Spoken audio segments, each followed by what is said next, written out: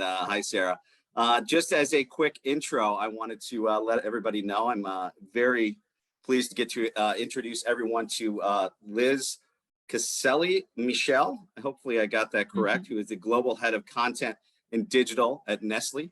Prior to that, Liz got to spend some time in Switzerland at the global headquarters and led the content for Nestle's US marketing and communication, including corporate and employer communications on their website, the media and publications, social media platforms, and native advertising campaigns, as well as expanding digital communications into include employer brand, employee advocacy, and executive digital communication. So a lot there. Excited to hear from you, Liz. And then Sarah, who will be moderating, is coming from us from Zynga, which I think my son would be dying to be a part of this because he is such a big gamer. Zynga is the leading developer of the world's most popular social games, played by millions of people around the world each day. Sarah's passionate about mobile games, helping brands navigate the ecosystem. Sarah works collaboratively with advertisers, ad agencies to develop tailored solutions via game integrations, premium video, and of course, custom creatives that deliver results for brands like everyone today. So I will pass it over to you all. Thank you for joining. Thank you for that wonderful intro, Tyler, and happy Friday to everyone. And thank you to Brand Innovators for having us here today. Hi, Liz, good to see you. Hey, Sarah. You're joining us from Switzerland, correct? I am. I am much closer to the weekend than probably most of our attendees. What is it, like? It's like 4 o'clock by you? Oh, must be nice. This will end on a nice note, end the week with a high. Perfect. Good lead into the weekend. So today we're going to talk a lot about purpose communications and digital storytelling. But I think to take a step back, you have a super unique career path from economics to social marketing. Can you share a little bit more about your journey from agricultural economist into your role at Nestle? You bet. I'm a huge advocate of fellow marketing professionals who have unconventional paths, and kind of the beauty of bringing a weird expertise into the marketing world. I've always had a huge passion for where food comes from. I've always loved food brands and the things that food says about culture. So I started my career on smallholder farmer projects, looking at the people in East Africa and West Africa growing coffee and cocoa. And I actually first met Nestle on a cocoa cooperative in Cote d'Ivoire, teams that were working with the farmers and helping to improve growing methods. And I started to find more and more that I had a real passion for those stories, for really like seeing the full life of the product, and ultimately kind of moved over into the communication side, which I feel like is such a treat to get to take something I'm passionate about and really bring it to life for much bigger audiences. That is so cool. And once again, super unique. And as you pivoted into a role in marketing, is there a relationship between agricultural economics and how Nestle sources its products? I feel like Nestle's probably a particularly lucky place for me to be. So Nestle's in 184 countries worldwide. I mean, the scale is enormous. And in most of those countries, we're really heavily localized. We're buying ingredients from local farmers. We're producing locally. And so a lot of our view now is really looking at what's going to set those farmers up for success. How do we change the way that food is grown to make food systems healthier for communities, healthier for the planet, but also do that in a way that's really fair to farmers and really supports them in that transition, makes it so those communities can really thrive and have strong household incomes and take care of the family. And that's all economics, that question of like, how do you as a buyer create those bigger impacts? So it's been a really exciting time actually to get to bring together my sort of different and divergent areas of passion, but to really look at what a food company can look like in a more globalized environment with better kind of tracking and data and transparency, and what that means we can bring to life for the consumer. So I find it's kind of like an econ nerd's dream that we're like looking all the way back to every small farm and what it means for them and how kind of their situation moves with choices that you can make as a food producer. So I feel like it's the golden age of agricultural economics, which is not a huge claim that you'd get at a lot of marketing conferences, but I will advocate for it. Yeah, I think that's great that they start from where the crops come from and the family farms. And I know we like touched a little bit upon climate change, which is a thing now, and I'm sure that affects those small family farms. And that not only affects the crops where the ingredients are coming from, but also the livelihood of the farmers. You mentioned that Nestle has a commitment to these farmers. Can you go a little bit more into that? Because I find this super interesting and pretty awesome. Yeah, absolutely. I think when it comes to being a food company, the climate has a huge impact on what the availability of ingredients is going to be for us, short and long term. Are you going to be able to get high quality coffee that goes into your products? But even more than that, for an individual farmer, those kind of big temperature swings, big changes in precipitation, different pest outbreak, I mean, that can wipe out their income for a year. It's a deeply kind of risky place to be. They really feel those impacts of climate first. And so it's a huge focus. I think one thing I told you, Sarah, is that usually I'm very competitive, but I'm really happy to say that this isn't just a Nestle endeavor, that really like food companies in particular are coming together on this, other industries as well. But I think food really is a production of food's a major contributor to emissions. And it really depends on the health of the planet. So particularly going into COP next month and really looking globally and geopolitically at climate, food companies are really coming together both to set a higher bar for our own actions in our supply chain, but also to really advocate for governments to take more strong steps and more leadership in heading off a larger climate crisis. That's pretty amazing. And I think the other side of that is food security and availability for the consumer. So what else is Nestle doing to ensure that food security for people going to the grocery store and making sure there's food on the shelves? Yeah, I think that was a really interesting experience being with a food company as we were seeing product shortages through supply chain disruptions in 2020 in particular, but continuing to have those challenges. And I think it really gives all our employees such a sense of purpose. I think particularly in the US, it was easy to take for granted before that you were competing on taste and you were trying to bring people their favorites. But I think the reality of knowing that people were worried about going to the grocery store and having what they need on the shelves was a huge motivator and really gave a major sense of purpose across, whether you worked in supply chain or the marketing side or what have you. It's a huge focus for the company everywhere, and something that teams really invest deeply in making sure that we're set up for success and really have safety nets in managing around some of the supply shortages, because while we really want to deliver like everyone's favorite cup of coffee and the packaging they love and everything, have that really like that joy piece of it, we also know there's a really foundational piece of knowing that you can trust that food is going to be there for you. Yeah, it's, I think, more important now than ever.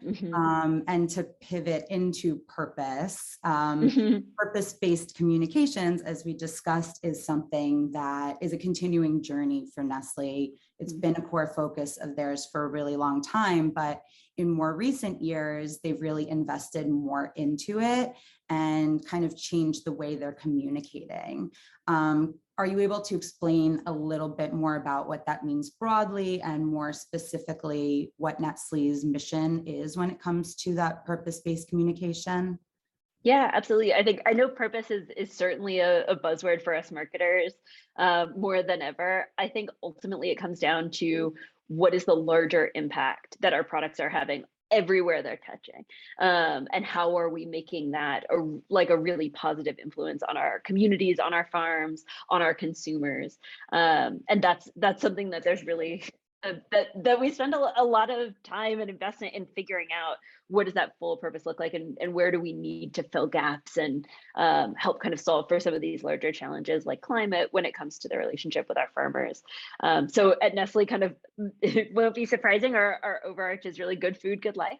And I think it's really believing the role that food plays, I mean, in economies, in health is huge, but also like in families and culture, and the way it brings us together and Yeah. connects you to new places, and it's such a kind of fundamental binding force of everything we do, and we really believe that food can be a force for good, and in the impact that it has all along the way. So that's really how we look at all of our products and all of our investments, is really, are we making this a force for good, and really additive and adding something to our communities and to the communities we source in. Yeah, and with that, talking about social impact, there are certain brands that are a little more progressive, and then there are others that are a little more traditional and risk adverse, like Nestle, as we very talked Swiss, about. yeah. And a big part of that is being able to stay sincere while maintaining risk aversity. How can other brands, or how is Nestle doing it, staying apolitical but still aligning with social justice or inclusivity? I like that question, and I like that in these communities as well, because I think we often look up to brands that have a really strong social justice orientation, but many of us are sort of navigating that waters with our brands in a way that's new, that's not necessarily going to take an extreme position. And I do think there's a way and a right way to do that. So at Nestle, really, we're a food company. Everything comes back to food. One major thing that we have long-standing partnerships on in the U.S. Is really food security, food banks. But we've done 11 million meals to food banks last year. We have a really close partnership with No Kid Hungry on preventing child hunger and bringing in free school breakfast, free school lunch. Summer hunger is a really big issue for kids that depend on school for lunch, and of course that was something that was a huge problem with the initial closures of schools in 2020, and how were some of these families going to access that food that they needed. So at the same time, having this larger kind of outpouring and push around equity and Black Lives Matter, I think there was naturally this sort of temptation that was like, well, are we going to figure out criminal justice reform as a brand? Well, no, probably as a new entrant, we will not be the major solve in some of those large issues. I think listening and learning is important across the board, but for us, it was really looking at our food and hunger programs and having a bigger conversation about childhood hunger in marginalized communities, and the fact that the majority of children who don't have consistent access to 3 meals a day are in Black and brown communities, and being able to sort of take that sense of purpose, that understanding of equity, into an issue that we actually did know really well, have longstanding partnerships on, have the ability to contribute in a really substantive way. So for us, really looking at particularly our No Kid Hungry partnership and being able to communicate that in a way that also really showcased the core equity issues at the foundation of where there is hunger in America, I think was a really important step for us to open minds, come with the conversation, meet our consumers in our communities where they were at, but not kind of run to an area that we're not well set up to contribute on. So I think that that's something that I've seen, to use a non-Nestle example as well. Glossier is a favorite of mine as a consumer and as a marketer. But their activity around grants for Black beauty brands, I think was another really strong way to do that, to take a space that they understood well, that they had passion for, and that they had meaningful leverage and expertise in, and really look to drive equity in that space. So I think that it's really taking that lens of what does the community need, and what's that active conversation mixed with where is your long-standing base as a brand and your brand identity, but also really that expertise and that kind of plug in and network and foundation, so that you can make a contribution that matters, as opposed to one that might be cosmetic. Yeah. No pun intended on Glossier. I love Glossier too. Yeah, it is important. And I think that sincerity goes a long way down to consumers when making those choices and what products to have in their home too. When would you say it's appropriate for brands to push a little bit further? Yeah, there will be many things I think that as marketers we take up and have to kind of fight the good fight internally. One place that I have really enjoyed to push harder and go further and stretch our comfort zone has been in kind of blurring the line between inside and outside on some of these issues. And I'll explain a bit what I mean by that, because I think the first thing that you represent about yourself as a company brand in particular is who you are to your employees, and what face you put and what treatment you put towards them.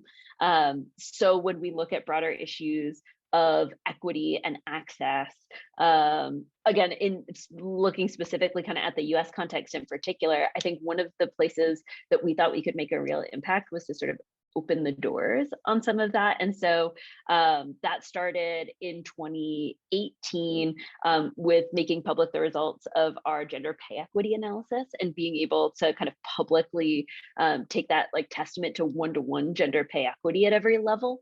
And that, I think, to be totally candid, I think our leadership was surprised that that was impactful. I think they had in their heads like, oh, don't people just assume that we're at gender pay equity? And the answer as an employee was no, you really can't safely assume that. And so it meant a lot to our employees. It changed kind of the message they went to their friends and family with, and their kind of attraction of new talent, but also just an understanding, really seeing that like living your values inside the walls. And then in 2020, we extended that and released a racial pay equity analysis as well, and really looked at being able to firmly have kind of transparency and that data clarity on one-to-one pay equity for underrepresented populations. So I'm a huge fan of this idea that like, HR is not a silo and it's not communicatable. Some of the data stuff may seem like it's not a communications campaign, but I think more and more there's an understanding of how much that those employment issues are tied up in the broader impact that a company is going to have. And so I love a company that's willing to bring a ton of transparency and take a public step on that and do it in a way that sort of brings more companies along. So also when we first introduced 18 weeks of paid parental leave which is not remarkable where I am now in Europe, but was remarkable in the US. One of the things we said from the beginning is that we're actually going to release full data externally about what impact this had on our retention, on our health insurance costs, because we want other companies to do this too, and we want them to see that there's a business case. So I have sort of like a special heart for like working with HR on communications, which is not inherently that common, but I do think can be really powerful if you want to go into a new space. I think the first step is showing that you yourself are credible within your own walls before you are going and pushing for other places too. Yeah, it starts from within. Mm-hmm.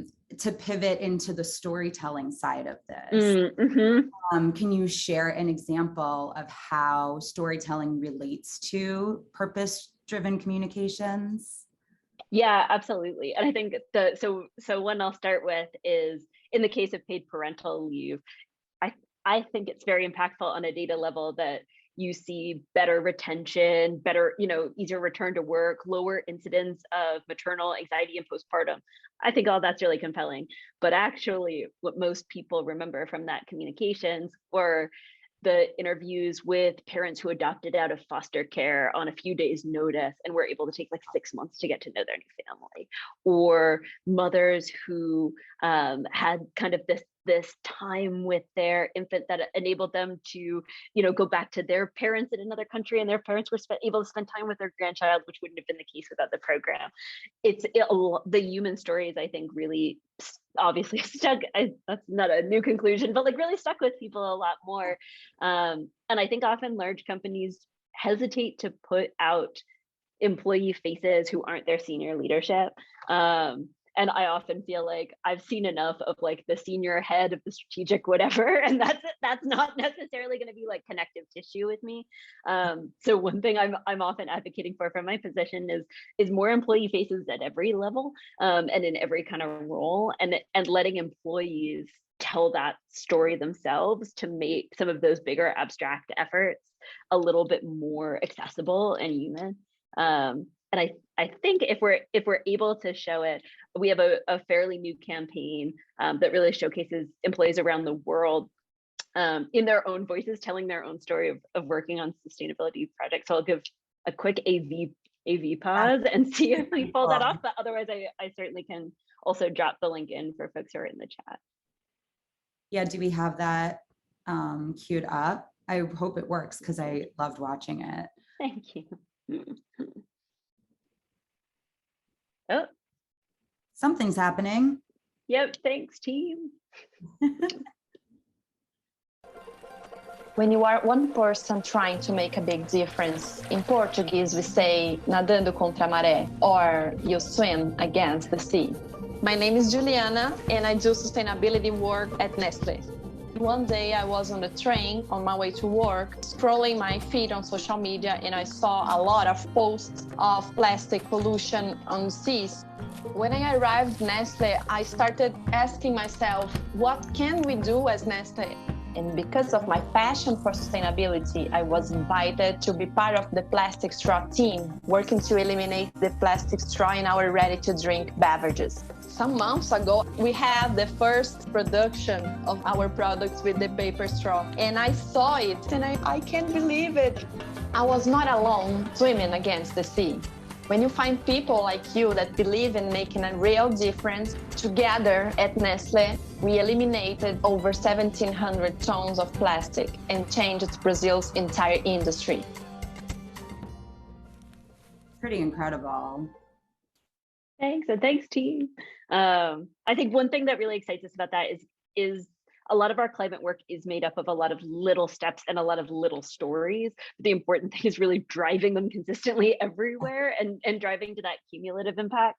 And so Juliana in Brazil, a woman named Myra, who's a renewable energy engineer in Dubai, Neton, who's an agronomist in West Africa. I think being able to bring some of those stories and also just hear the hope and the optimism, I think, from the people that are working and making an impact on the ground, especially in the face of seeing some like really demoralizing macro challenges that we face globally, I think was a really important step for us to say, we don't need to just talk about where we're going on macro emissions numbers. We can talk about those small wins and those human-driven wins in a way that we can bring a little vulnerability to the work that's happening on the ground.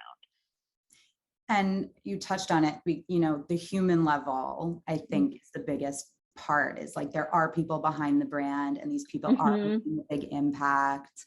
And it resonates with me as a consumer. Now I'm like, oh, Nestle, treats its employees well and allows them to have a voice and actually make change. So I will definitely be recognizing Nestle label more when doing my food shopping or choosing what products to have in my apartment here in New York. How has COVID impacted the way Nestle is using storytelling to connect with consumers and also with employees? Yeah, so what I will actually say, some of the series really came out of wanting to use employee voices without doing in-person production. So there are some logistical components to COVID that I think pushed us to take a different mindset about how we showcase different parts of the world and different parts of the business. I also think across brands, one kind of fantastic thing was this idea of getting used to remote production in general. There's a little bit more love for like the full spectrum of scrappiness on brand creative. There were times before that that there was definitely an idea or an internal conversation that's like, well, the biggest food company in the world, we can't put out something scrappy. It has to be polished and it has to be precise. And so creating a little bit of that permission space to be like, no, be scrappy, like show what we're really liking here. I think was incredibly freeing to lots of the creatives around different countries and producing with different levels of resources. So that was a change. And I think that brought some kind of personal access as well. So we had a real tendency to do production places that we were really centralized, that we were featuring kind of big cities, big teams, and moving to more of this decentralized model lets us bring voices from places that we don't have production capability. And while that sounds sort of logistical, it's been really special for me to start to see more of the global South in particular represented. Again, 184 countries, not everything that every content that I help produce should be like US and UK. We should really see the full breadth of who's behind the brands, and it's not just one place, it's not just one person. So that was a component that I loved. I also think there was a little bit of fear early on, particularly early on in COVID closures, of talking about things we were doing to help because of this idea of not wanting to seem opportunistic, particularly at a time where demand for our products was really high and maybe sales were increasing. But I think what we actually heard from consumers in that moment was, no, we very much want to know what you're doing to help. We want to know what you're doing with food banks. We want to know what you're doing to support your employees, your especially frontline employees who are at higher risk and who can't work from home. So I think that hearing that really strong reaction in that moment from consumers gave us a little bit more peace of mind to say, we don't necessarily need to be like chest beating, putting off our own balloons about like what great work we're doing, but there is a real appetite for us to communicate clearly and directly about how we're showing up in your community. And that's something where silence or we're not the main focus, we're not going to say anything is actually not particularly appreciated. So I think that mindset shift was also one that was really helpful in internal conversations where there was a surprising amount of resistance to wanting to talk about community support and community engagement. Yeah, that's huge. And I mean, to go back to what you said earlier, like it's pretty amazing what we're able to do from within the walls of our own home. I thought, I mean, specifically the animation that went along with the voiceover, I didn't even think that was due to not being able to make something in person. I think it all came together so nicely, and it really is impressive what has been able to function in the work from home past year and a half that we've had. But now that things are starting to go back to normal and people are returning to work and daily life outside of home, how has that changed, or has it changed? I think it's a little bit high. I mean, not unlike our work environment, as we say, it's a little bit hybrid. There's definitely, I mean, I had many team members who were just thrilled the first time we could do in-person production, with appropriate safety practices and everything. But the first time it was like, yeah, I'll see you at that shoot. We're super excited. Do you want to bring that back? But I think that it's really healthy that now we kind of start each of those projects asking the question, are we really adding value by having X scale or, a super professional crew or in-person production? Because if we can really add value for our audience, then that's something we do want to invest in and execute with the right safety steps. But if we kind of pause and we're like, is that really more valuable for the audience? It kind of pushes us to think a little differently and ask, what else could we do that would bring more value to the audience? And is it something that's seeing different places, even if it's scrappier footage or somebody out on their cell phone in a cocoa field? Is that bringing more value than like sitting down in a polished office with our head of operations? It might be. There may be times that you really want both pieces, but I think it's pushed us to sort of interrogate the value of some of those kind of glossy versions a little bit more. Yeah, that makes a ton of sense. And with that, I'm sure it looks different across the globe. And since we were talking about, how important that personal connection is, being such a global brand, how is Nestle able to maintain that in all the different countries that they're in? Yeah, I think it's the challenge is more in the opposite direction. So because we're decentralized and really highly localized in the countries that we operate, there's a little bit more of a challenge of like, what should be global? And I say that as someone who is now in a global role, like, are you adding value from a global role, period? Because I will fully admit, I think the vast majority of the value of our communications are happening locally, and are happening with the teams who are driving it for audiences in their own backyards, who are telling local stories, who are showing what your own neighbors are doing with Nestle, or what we're doing in your own waterways or your own kind of energy grid. So I think that, if I'm really honest, that's where the value is. So I think that a lot of the mindset for us, it's sort of like, it's very local first, and then the question becomes what should be global. And so my real hope, I started this role over the summer. We're still really new, bringing my team together here. My real hope is that over time, that the best thing we could say we accomplished was to make local teams better supported, better empowered, better knowledge sharing, to be really strong digital storytellers and communicators to tell their own stories. So it takes push and pull. There is some stuff that has to be global, or the nest is always going to be the nest. There is some stuff that's standardized, but I think really a lot is very localized, and the best thing that we can do is to put those teams in a position to succeed. And you mentioned that even the food where it's sourced is local as well. I know certain brands, depending on where they're being sold. I know you used, I think Maggie is a brand example, where the fish is different depending on the location. So it feels probably back to that authenticity of brand, that it feels authentic to the consumer based on where they're living and where they're buying. Oh, totally. Yeah, local flavor profile, I think, is like the first. I mean, development is typically happening within one's own country, for sure, that kind of product development and new product releases. But in Cote d'Ivoire, you've got kind of shrimp flavors and like locally caught shrimp on that coach there going into the bouillon. And it looks different in every country, both based on sourcing locally and what does that sourcing profile look like, and what are farmers growing, where is it cassava instead of mung bean or whatever.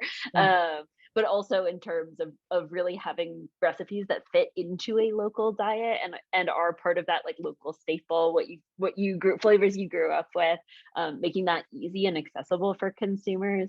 But I think a huge part of the portfolio is hyper localized, and certainly is produced locally. So even those huge global powerhouse brands like Maggie can look very different in Cote d'Ivoire, India, Mozambique. I need to plan a trip now. I know, just do like a Maggie tasting tour. Yeah. I need some international travel. We always joke we bring back, whenever somebody's like in a new country, like you'll bring back, particularly the candy, because that's easy to travel. But in the countries that we still have a confections portfolio, you'll want to bring back like the green tea Kit Kats if you're going through Southeast, and then you'll bring them into the office and everyone will like taste test them. This is probably less COVID safe now, but when there was more travel and sharing was less of a concern, there is a lot of like, every time you take a trip, you really expect that person's going to pick a good like Nestle product on the shelf that you can sample that you wouldn't be able to get back in Switzerland or the US, wherever you're based. That's definitely one of my personal favorite parts of traveling, is trying the local food, but also seeing the different candy and chocolate that's available. Like you mentioned the green tea Kit Kat, not something we can get here, but I get so excited if I see something like that when traveling. Of course, I buy an entire bag of it, usually gone before I even land back in New York, but it is such a cool thing to see the differences in the different countries. When it comes to the marketing side of it, what media channels do you find are the most genuine with their messaging to the consumers? Yeah, I have a big, but I mean, just mostly from the way I came professionally, but I have a big bias for social channels as a primary medium. And I think a huge part of that is that it's two-way communication, that you have listening just as much as broadcasting. And I think that that's a really critical one, no matter where you are, whether that channel is China specific, Russia specific, or Facebook, or that two-way component, I think is pretty significant. The other thing that I'd say, almost a channel unto itself, also kind of channel agnostic, that I think is a great one on the rise, is employee advocacy, and really ambassadors in general, but that sort of organic ambassadorship, because I think when we see our employees out telling the story of like getting to be the first one to try the new ice cream flavors, or depending on them, some of them are like particularly big hits. New cold brew releases are a huge one that as employees we flip out about. I think that is one that's like, when you say like, where is the authenticity coming? I mean, getting to see a friend who like gets the behind the scenes there. I can't think of anything I've had more of a reaction to, like immediately putting a reminder on what I want to pick up in my phone. So I think whether it's ambassadors in, your kind of classic influencer ambassadors and that user generated content space, or really leveraging your employees better, that's somewhere that I think we see a lot of value, where every engagement, where every impression is really 10x the effectiveness at interest and attention and converting, because of that pre-existing relationship and trust, which I don't ever, as much as I want to drive brand trust, I don't ever expect that the brand is going to hold anything like the trust you hold in your friends. That's very true. It is, it's more impactful to hear it from a friend or someone who's tried it, especially in following influencers. And you're right, social does drive a lot of that. So you mentioned engagement. What are the metrics of success? How are you measuring that? Mm-hmm. Yeah, I mean, it varies a lot when we look at those more kind of like Wild West environments, like the employee advocacy. So I think we'll often look at like total conversation volume. We'll pull a lot of qualitative in and be able to look at samples. We kind of operate from the understanding that it has to be treated really differently than those tight, centrally managed campaigns. But I think seeing the real qualitative engagement and the way those conversations evolve is a lot of what we're looking for, to see like, where's something catching on, or what's the message that's really resonating here. And then to take some of that, whether the content itself or learnings, into the brand voice, I think is an unconventional route for success. We love insights, we love A/B, but like being able to pull from those more natural environments is something that brings a little bit of a different tone and a fresher voice. So are there any more specific learnings you can share, or something that was super successful that you tried in that space? Yeah, I would say when we look at how our products kind of come together in those stories, or certain product activations, and we see things just take off like wildfire in the specific conversations in employee advocacy. One favorite one was a pilot that the Toll House brand ran last year with Uber Eats to deliver like warm cookies to your door, which yes, was like a huge, it was also at a time where we all just needed it so badly. But it was one that like we did like, trial it with employees so that we can get feedback, even on the operational side. Is it coming on time? Is it coming warm? Are they having issues getting it all the way through? Are their flavor selections available when they order? But every employee who participated at any level just like had a conniption in their Instagram stories. Like everyone was so excited. And then people, it was city specific. So people outside those cities would see it and then be crushed that it was only city specific so far. And I think seeing like the level of passion there was something that both made us really look at that pilot a certain way, but also made us think about taking some of those like comfort on demand kind of tones in for brand stories more holistically, and how we represent our products.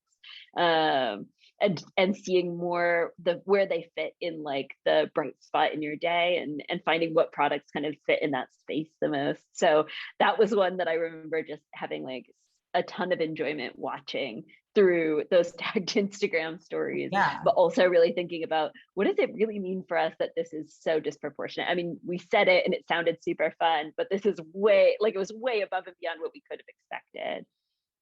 That's pretty cool. I wish now I need to like bake cookies today, because I have that like in my mind. And it's so comforting too. Like it reminds me of like being home with my family during the holidays. So it has that also, it brings us back to like that human connection.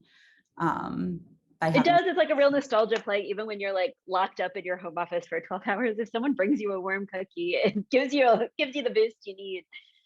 Yeah. And I think especially with like the at-home revolution, tying it back to being able to make a product that has the local flavor, and then also tying it in with like adding a chocolate chip cookie for dessert. now that we're seeing more people spend time on food at home, has Nestle done more to adjust to these behaviors, or are they just continuing to do what they were doing during COVID?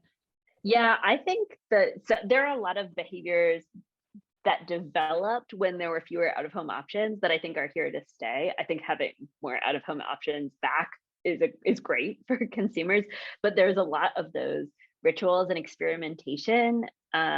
Whereas for me and my lifestyle, like pre-COVID, home food was very much about convenience in every possible situation. Like I would always take the easiest version of something.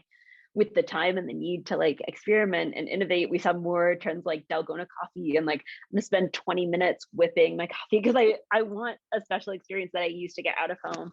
I think there is still a really strong impulse towards special experiences in home, and it is really influencing the way that we think about product development and the way that we promote, whether it, the stories, the recipes, things that people are really willing to play with, as opposed to like need, cut and dry, deliver as is off the bat. So there's more that appetite for experimentation that I think is going to make for some fun content continuing going forward. Yeah, and I see we're almost out of time. What would you say the next 6 to 12 months look like for the market